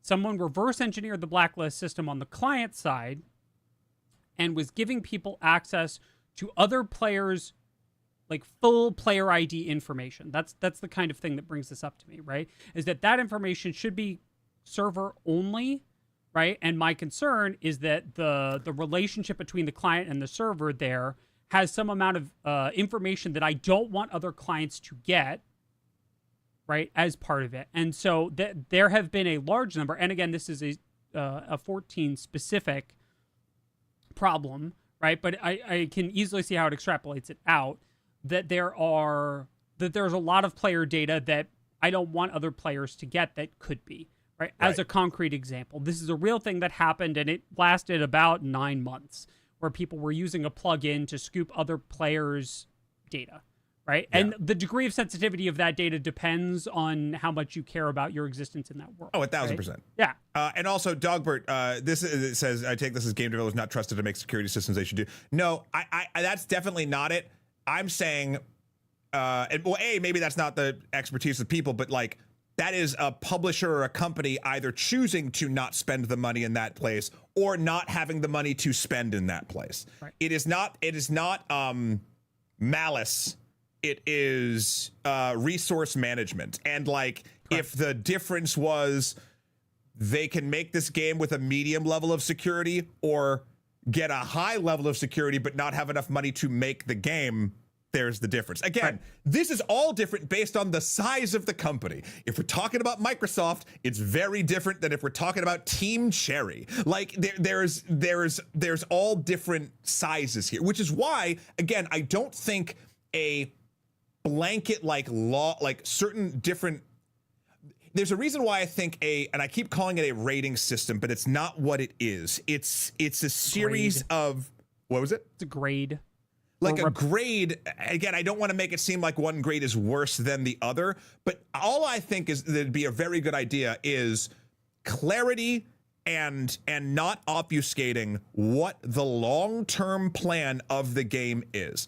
If that was there, it would make people a lot more, the people that care, which sadly are in the minority, I think, of people that play games, that information would be there to sate those people. And then this wouldn't even be a discussion point. Like it would be, again, we've seen, I truly believe this through the proliferation of streaming services and things we do not own that we pay for monthly or on a one-time service fee. Yeah. As much as it doesn't make sense, and if you look at it logically, you're like, well, this is kind of a ripoff, the majority of purchasers will not care. I agree. So why not make the loud minority happy, work on helping game preservation, and be clear with your messaging rather than be scared that you're going to lose a customer base, which I think society has proven you probably won't. Yeah. So did we fix it? No. But I think that this issue is often, I think the big thing about Stop Killing Games that has come up over and over is that there are not a lot of nuanced conversations about specific talking points, and it's just turned into sort of like blanket attack or blanket like defense, I guess, about it, which is, I think, the sad part, right? Because I do think that there is a really big nuanced conversation about it, like the it's a question of an architectural problem in production or of consumers pushing back against both. Right? Because and then to Barry's point, just real quick, great letters about how many people care versus how many people don't know. I think it's taking into account the differential there because how do I put it? The way, like, a grading system would let more people know. And then the industry would find out if that number is actually enough to move from trying to shoot for one grading system into another. Do you know what I mean? Yeah. Like, you'd have the data based on projects that work and don't work. Again, this is all long-term strategy with which corporations seem to be real shit at, or they don't care because it's not making people the most money in the littlest amount of time. It's the second right? one. Yeah. Even though long-term, if you make a good MMO, it just prints money in the long anyway. But you have to have the runway. Like, again, this is why we have a 2+ hour show on this stuff, because again, Will and I want to make it very clear. Will and I don't have the answers. Like, I'm sure there's a bunch of holes in what we are saying. And everyone here has, thank you everybody for having the discussion and being super like in good faith. In good faith and kind and pleasant and lovely. Like, a lot of times you talk about this sort of thing on the internet and people go like hard and try to either use bad faith arguments or things like that. This has all been both educational for me and just a really lovely discussion about possibilities here that could be done in this space. And I think that this, and I want to, my sort of closing thought on the matter is, I think that is important. And I think that while I agree with the goal, of Stop Killing Games, I want to have, I want this sort of consumer movement to have these conversations front-loaded as like a non-buzzwordy sort of deeper conversation about what we actually want the world we're asking to live in look like, right? And like, it's less of a problem in the EU than it is here in the States, but so many times, and particularly when we start dealing with the law, consumers or constituents ask for a thing, and they don't ask for it in the right way, and then we get the DMCA.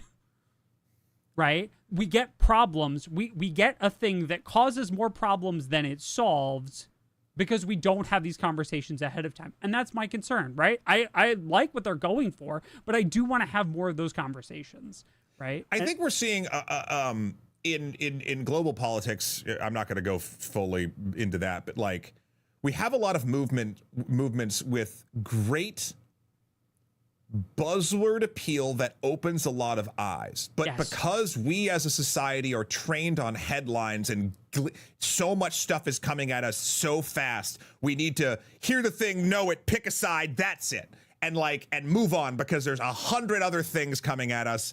And like we human beings are really good at compartmentalizing and putting things in boxes and categorizing them. And that's what our brains want. We want the simplest answer so we could be like, we like strawberries. I hate oranges. Like that's kind of the place our brains would feel happy, because then we can go back to all of our other base needs. The issue, I think, either with Stop Killing Games or with a lot of movements in general that actually require nuances, even when you have the great buzzword and even if you have a really good thing you're shooting for. And I don't have a solution for this. And I think, honestly, I think Stop Killing Games is the proliferation of it is one of the more effective ones, and doing a lot of really, really good stuff as far as messaging is concerned. But it's no one on any side of this argument's fault. We as people have been trained to just pick the side and go. And that's across I mean, look, you need to look no further than the U.S. political structure and system right now to see, like, I think, again, I'm not going to go too deep into it. I think a lot of people are in deep, deep denial and living in a fantasy land, and basically like, oh, well, my sports team is winning, so haha. We'll see how that comes in hurricane season. But the way that this all goes is and I'm as guilty of this as anybody. Like, it takes time to have discussions. It takes time to do research, and we all don't have it. Everyone's being pulled in 1,000 different directions, with tons of responsibilities. And by the time we get to things like in our hobbies that we truly care about, or in some of the cases, the professions of things like video games, yeah, there's no shade for anyone just sort of seeing the headline, wow, that's a good message, yes, I'm for that, or no, I'm against it. It's just, to get it moving forward and to think in long terms, we have to find a way. I don't know. I think the big challenge is trying to figure out how to bridge top level slogan and long-term goals in a way that keeps attention. And I think if someone finds the answer to that, then we could start moving forward in a lot of different places. I agree. Janet, comments, get in them. Tell us, give us, and again, I do this every time. Say more words. We don't, like, hot takes, you can go anywhere on the internet and get a hot take, right? You can go to your Blue Sky Mastodon Twitter if you're still there, but probably don't. Oh God, I mean, that's where the hottest takes are, but they're encased in ice. Yeah. Anyway, you can go to other YouTube comments. Say more. Get in a real discussion. Bring up like the nuance part, right? Take time to say more instead of saying the first thing that comes to your mind.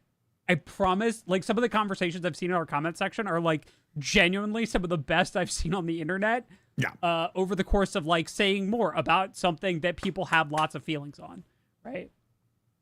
I also think it's important to have discussions about things in good faith and being ready, like I hope Will and I are doing right now, and sort of learning as we go, on things that you are not an expert on, and being very clear that you are not an expert on that, but you're interested in it, you find it important for whatever reasons that you do, and you want to dive into it. And then when there's someone brings something up, that can, because when you do that initially, it allows you for your mind to be changed. And it doesn't feel like an attack on your person. The second you pick a team and all of a sudden something the team does is bad, you have an initial thing where it's like, well, not my team. I'm not bad. Like, whereas if you just have ideas and you're talking about them and you're not picking the side, I don't know. It feels a lot better and you get to learn a lot more. Yeah. Anyway. Okay, let's do some good news and then we'll do our ending, because I think we are out of time. We're getting there. We went a little long. Yeah, Thank you, Jeff and Kat, for pushing my meeting back so we could keep having this discussion. I think it's a good one. I think it's an important discussion worth having. All right, let's talk about something that's far less controversial and much just better and happier. Hey! Y'all, it's SGDQ week. A reminder that... oh, wait, I have a button for that. There we go. Right? I forgot. Yeah, it's amazing what a week all day will do. The Summer Games Done Quick is this weekend. It's a charity fundraiser event. They do all kinds of cool, weird, bizarre, ridiculous speed runs. You will have cool gaming related entertainment for the sake of charity for an entire week. Do the thing. It is always one of the like best exhibitions of one of the weirdest things in gaming. I cannot stress enough how weird completing art as quickly as possible is a thing in gaming for charity. Like when you strip all the layers and like the history off of it, it's just weird, and I love it. I love it so very much. Their Blueprints is on the schedule. There's a lockout bingo for Monster Hunter Wild. There's all kinds of stuff. Do check out SGDQ this week. Maybe give some money to charity if you're able. Otherwise, a reminder that when charity marathons like this are going on, if you don't have any money, your eyeballs count as a donation, because more people watching means more people watching in sort of a compounding fashion. So, that is it for our stories for today. I thought we could end off on some dessert. Heck yeah. Yeah. Matt, I think that's it. I think that might be it. That might be everything. I think that might be everything. So Matt, would you please lead us together in our traditional Games for Breakfast sign off, the same one we do every week, the same one that we do to cement the community together every time. Yeah, and I'm hoping that I can remember it, because as Will said, the ending to Games for Breakfast is the same every time we do it. We haven't done it in 2 weeks. So thank you all so much for watching here on YouTube and or Twitch and or Nebula. We love y'all. Please message us. Oh, real quick, before I do the outro, give them the blue sky, Will. If they've made it this long and they want to say something later that they've thought of, perhaps they could message us here and then we could discuss it further down the line on the internets. Blue ski. But other than that, I think the only thing left to do is that traditional outro. So here we go. This Games for Breakfast was recorded on 7/7/25. It was live streamed at that point, meaning it gets an L rating, right? And what that means is while you watched it on YouTube and Twitch, you could comment live on it. Now, later on in this episode's life cycle, what you would actually get is a V rating for VOD. That's what you're kind of getting on Nebula.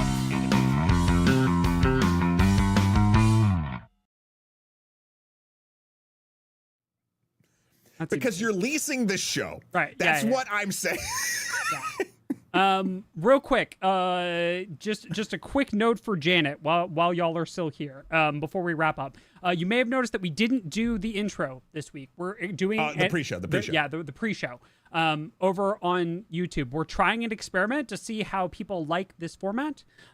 So if you've made it this far and you've watched the entire thing, let us know what you think about that too in the comments. I'll be interested to see if we get a whole bunch of comments on that or none at all. The statistics say that it's not the most liked part of the show. Here's what I'll say. We were talking to Twitch on the pre-show about this, and if you're interested and you're still here, this is why. You can see on the YouTube analytics, and we know this from running 2 YouTube channels. If you don't actually start the conversation about what you are talking about, like what the thumbnail and title says in the first 10 to 15 seconds, you lose like 80% of your people. Right. So, and it's funny because this one will be an interesting case, because what we do is we have the intro where we get big and loud and we talk about what the show is. So that kind of works. But then we did go into a bit of a, and we scheduled this, Will, a bit of a pre-show sousson of like what we did on summer break, which people might not be caring about if they're new people and don't yet love our 18 to 29-year-old faces. So when we try this again, I think next week on YouTube, I want to like do the intro and go right into the first story. Yep. Like the gaming story, because I think it would actually cause more people to stick. And there's a chance that once more people do stick, that we would bring it back, or who knows. But if you're dying for the pre-show, in the next couple episodes anyway, come over to Twitch to start and then switch back if you're interested. Yep. It's generally just housekeeping stuff over here on Twitch. Yeah. So that is going to do it for our show over on YouTube. We'll see you all Thursday for Design Club. Please join us for that. Jeff and I are deciding on a topic tomorrow, so please look forward to that, and we'll see you all then. Everybody say bye, Janet.